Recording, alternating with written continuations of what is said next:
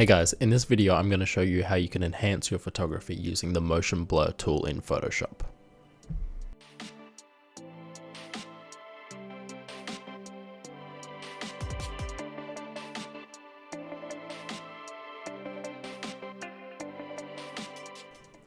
So we can use this motion blur technique in a range of different genres of photography, whether that be landscape, seascape, cityscape, or if we're just going for a creative look.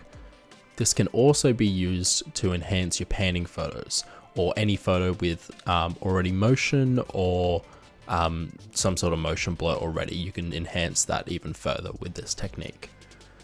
So one of the main reasons why we'd use a technique like motion blur is to remove distractions. So let's jump into Photoshop and I'll show you an example of that. Got the image here in Photoshop now. As you can see, we've got a nice lovely mountain range, but the water here is really choppy. It was a really windy day, and that really distracts the viewer's eyes, and you're really drawn to these little chops of waves. So we're going to fix that using motion blur in Photoshop.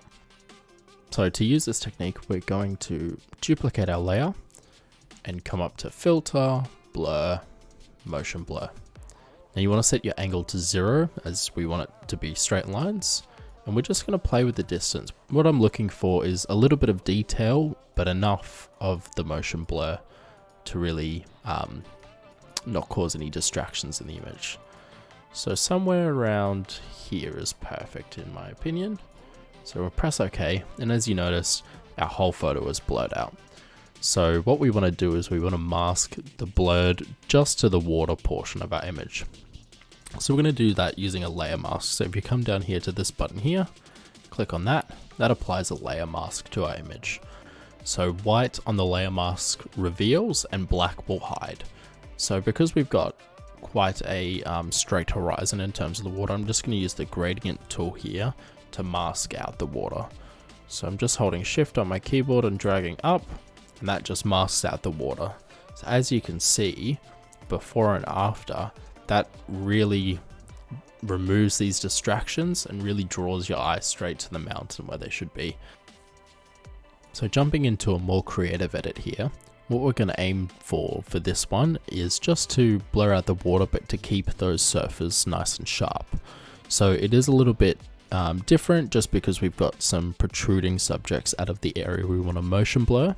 So same as before, we're going to duplicate the layer, but this is the layer that we're going to motion blur. So we just want to remove the surface before we motion blur, otherwise they're going to blur across with the rest of the scene.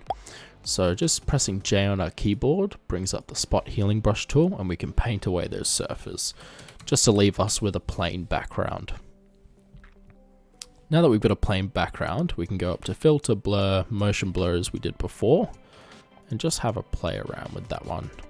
So same as before, we're trying to keep the texture, but blur out those lines. So somewhere around 400-ish works really well for this image.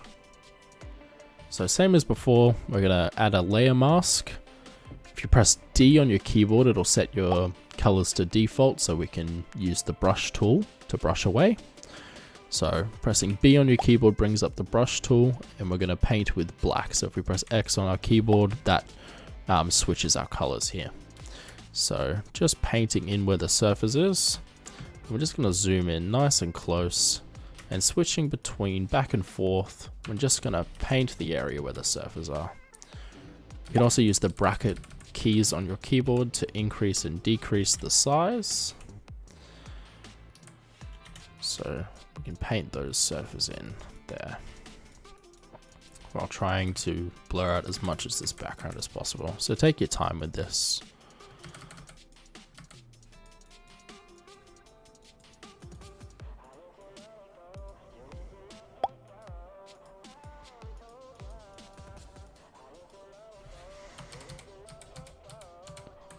Perfect. So once we've got your subjects looking how you like them, we can see that this is already coming along really well. Another thing we can do with the motion blur is just apply a bit more contrast. So I'm going to use that using the curves tool here, and just applying a bit more contrast will really separate those lines. Even if it's just a subtle S curve, it'll just give that extra contrast just to really make those differences pop. So showing before and after, we can see that really reduces any distractions of these elements in the water and gives a really cool look. So now you should have all the tools you need to apply this to your images, whether it's painting shots so you can go as crazy or as subtle as you want. Try them out, see how you go. If you do try this technique, tag me on Instagram at HarrisonTongPhotography. That's all I've got for you this time. I'll catch you guys later.